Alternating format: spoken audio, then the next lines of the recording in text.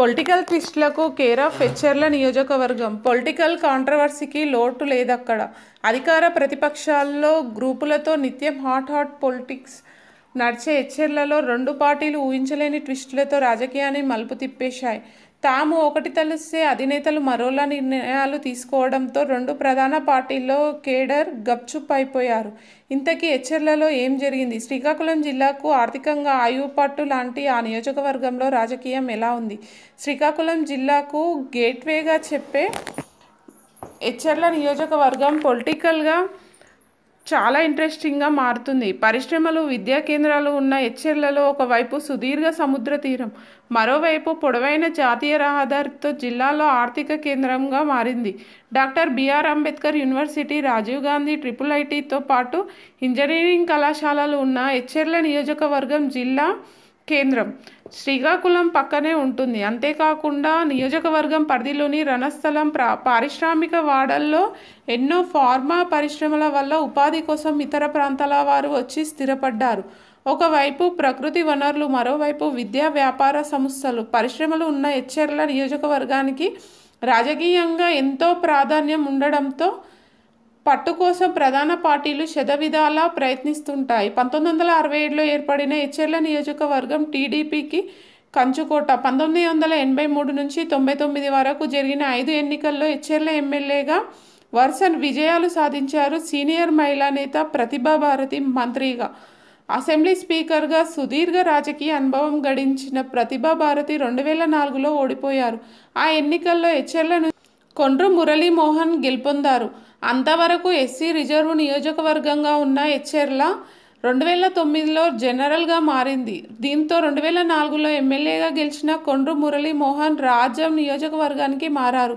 ఇక 2009లో Congress గెలవగా 2014లో TDP, 2019లో YCP గెలిచాయి. ఇప్పుడు sitting MLA గొర్ల Kiran Kumar మరోసారి వైసీపీ అభ్యర్థిగా పోటీ చేస్తుండగా ఆయన ప్రత్యర్థిగా బీజేపీ నుంచి నడికుదిటి ఈశ్వర్రావు పోటీ పడుతున్నారు.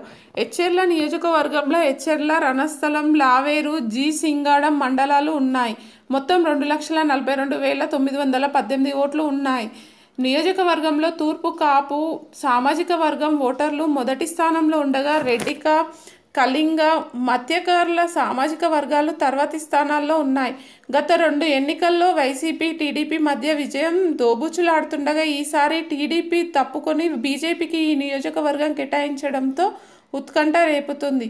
వాస్తవానికి ఈ నియోజకవర్గంలో ప్రధాన పార్టీలైన వైసీపీ, టీడీపీలో నిన్న మొన్నటి వరకు గ్రూప్ వార్ తీవ్ర స్థాయిలో ఉండేది.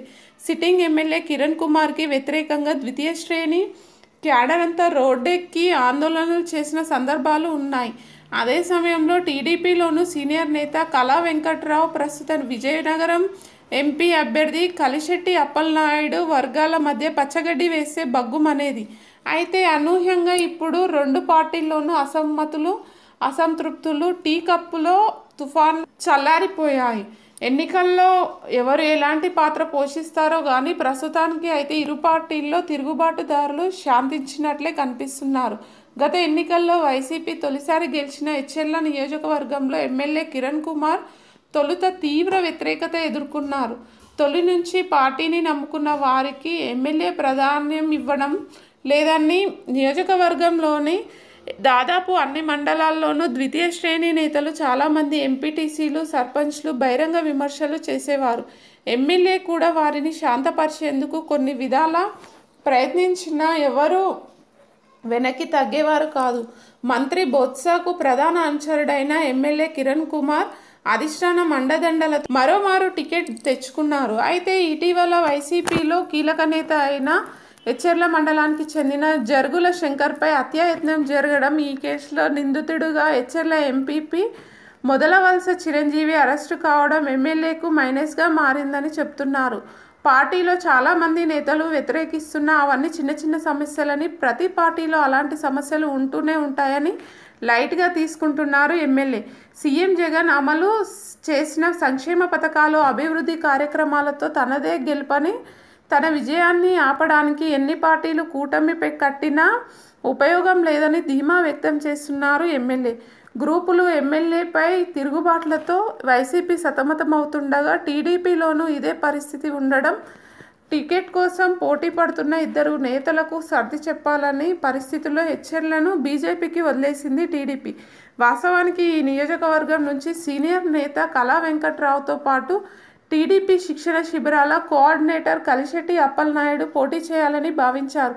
సీనియర్ నేత కళా వెంకట్రావు 2014లో హెచ్ఎర్ల నుంచి గెలిచి రాష్ట్ర మంత్రిగా పనిచేశారు. 2019లో మరోమారు పోటీ చేసి ఓడిపోయారు. అయితే ఈ ఎన్నికల్లో తనకు అవకాశం ఇవ్వాలంటే కలిశెట్టి పార్టీపై తీవ్రస్థాయిలో ఒత్తిడి తెచ్చారు. 2019 నుంచి నిరంతరం పార్టీ కార్యక్రమాలు చేపట్టారు. దీంతో జిల్లా పార్టీ ఆయనను సస్పెండ్ చేసిన రాష్ట్ర పార్టీ అధ్యక్షులు అచ్చెన్నాయుడు యువనేత లోకేష్ అండదండలతో యథేచ్ఛగా నియోజకవర్గంలో పసుపు జెండా పట్టుకునే ప్రచారం చేసేవారు. ఇలా ఇద్దరు పార్టీపై ఒత్తిడి చేయడం, ఎవరికి టికెట్ కాదంటే ఏమవుతుందో అనే టెన్షన్ హెచ్ఎర్ల నియోజకవర్గాన్ని బీజేపీ కేటాయించింది టీడీపీ. అంతేకాకుండా టీడీపీ టికెట్ కోసం కోట్లాడిన కళా వెంకట్రావుకు పక్కనే ఉన్న చీపురుపల్లి అసెంబ్లీ టికెట్ కలిశెట్టి అప్పలనాయుడికి విజయనగరం పార్లమెంట్ టికెట్ ఇచ్చింది. మరోవైపు కళా శిష్యుడైన నదికుదిటి ఈశ్వర్రావును బీజేపీ అభ్యర్థిగా తెరపైకి తెచ్చింది. దీంతో రెండు వర్గాల వారు ఇప్పుడు బీజేపీ జెండాను పట్టుకొని కూటమి అభ్యర్థిని గెలిపించాల్సిన పరిస్థితి తలెత్తింది. ఇక బీజేపీ అభ్యర్థిగా పోటీ చేసిన నడికుదిటి ఈశ్వర్రావు 2019 వరకు టీడీపీలోనే ఉన్నారు. వృత్తిరీత్యా కాంట్రాక్టర్ అయిన ఈశ్వర్రావు 2013లో జరిగిన పంచాయతీ ఎన్నికల్లో తన సొంత గ్రామము బట్టుపల్లి సర్పంచ్గా తన తల్లిని గెలిపించుకున్నారు. అంతవరకు రాజకీయాలతో సంబంధం లేని ఈశ్వర్రావు తల్లిని సర్పంచ్ చేశాక రణస్థలం మండలంలో రాజకీయంగా క్రియాశీలకంగా తిరిగేవారు. ఆ క్రమంలోనే టీడీపీ నేత కళా వెంకట్రావుకు దగ్గరై 2014లో ఆయన విజయానికి కృషి చేశారు. 2019 తర్వాత బీజేపీలో చేరి అనూహ్యంగా ఈ ఎన్నికల్లో టికెట్ కైవసం చేసుకున్నారు. కమ్మ సామాజిక వర్గానికి చెందిన ఈశ్వర్రావు బీసీలు ఎక్కువగా ఉండే నియోజకవర్గంలో పోటీ చేస్తుండడం ఆసక్తిగా మారింది. అయితే తమ ప్రాంతంలో కులం అనేది ఎవరు చూడరని, సేవ చేస్తామా లేదా అనేదే ప్రతిపాదికగా ఉంటుందని ధీమా వ్యక్తం చేస్తున్నారు బీజేపీ అభ్యర్థి ఈశ్వర్రావు. తనను గెలిపిస్తే ఈ ప్రాంతంలో ఉండే పరిశ్రమల్లో స్థానికులకే ఉద్యోగాలు దక్కేలా చేస్తానని అంటున్నారు. దీంతో నియోజకవర్గంలో రాజకీయాలు ఎలాంటి మలుపులు తిరుగుతాయనే ఉత్కంఠ రాను రాను ఎక్కువ అవుతుంది.